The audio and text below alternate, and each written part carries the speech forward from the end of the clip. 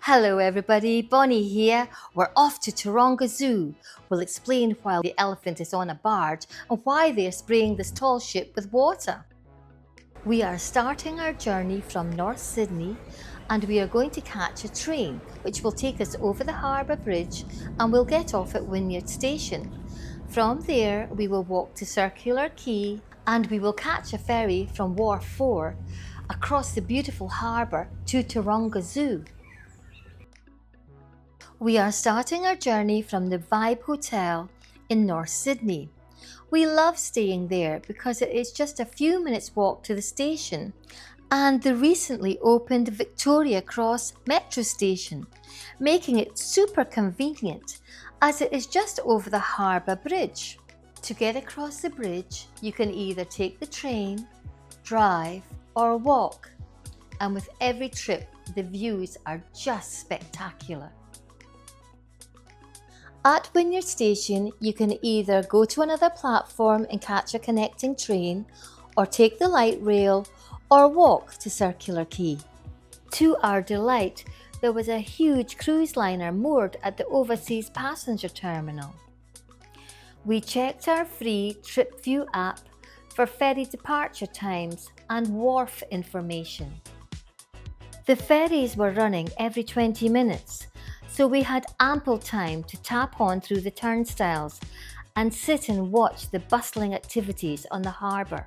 Our ferry to Taronga Zoo was called Scarboro and is named after one of the ships in the First Fleet, which transported convicts from England to Australia in 1788. Our ferry was dwarfed by the third of a kilometre long Celebrity Saltus cruise ship, which can accommodate 2,900 passengers and 1,200 crew members. There is also another cruise liner terminal at White Bay, and in the busy cruise seasons, both terminals are used and it is an awesome sight seeing these majestic floating hotels pass one another. The Sydney Opera House was designed by Danish architect Jørn Utzon, who won an international design competition in 1957.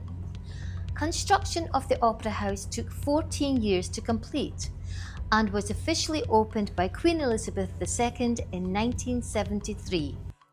Sadly, Jørn Utzon never saw his masterpiece completed due to disagreements with the New South Wales government.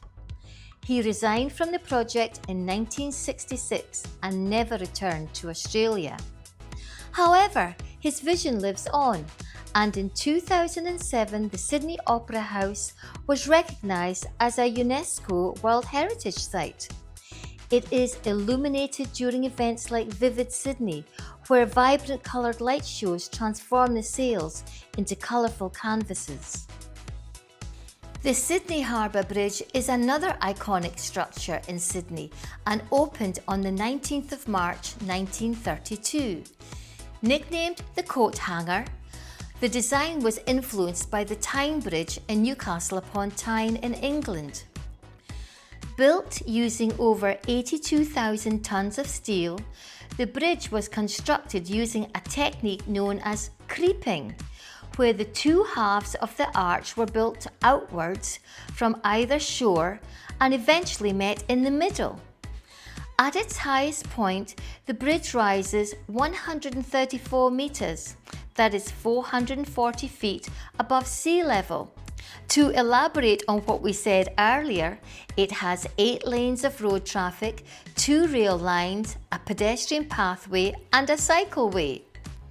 Since 1998, visitors have been able to climb to the top of the bridge through the Sydney Bridge Climb experience.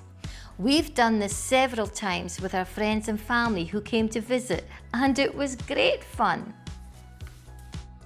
Established in 1816, the Royal Botanical Garden was initially known as Farm Cove, as the early settlers attempted to grow crops for the colony.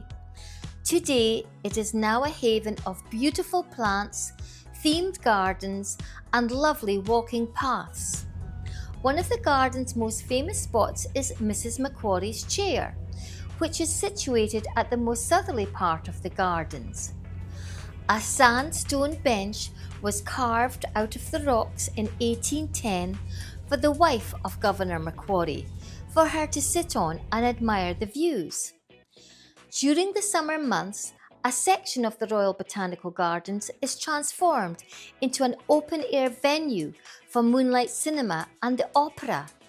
A huge hydraulic screen or stage emerges from the harbour as night falls, and with the backdrop of the Opera House, bridge and skyline, it is truly a spectacular one-of-a-kind experience. Stay tuned as we will take you there with us this year and we'll enjoy this experience together. Anchored near Woolloomooloo is the Mexican tall ship Cuauhtémoc. It is currently on a journey across several continents, showcasing Mexican culture and maritime heritage. We were so lucky to see it as soon after it was ceremoniously being escorted out of the harbour by 2 firefighting vessels. Now let's talk Taronga Zoo. The name Taronga comes from the Aboriginal word meaning beautiful view.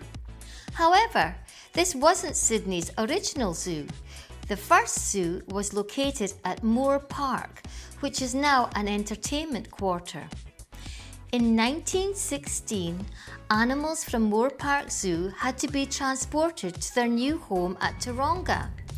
The elephants were marched proudly through the streets of Sydney and transported by barge from Circular Quay.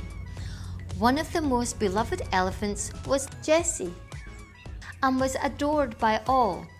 She became a symbol of the zoo and passed away in 1937, aged 70. Yay! We are here! Just outside the jetty is a cable car which takes you to the main entrance of the zoo at the top of the hill.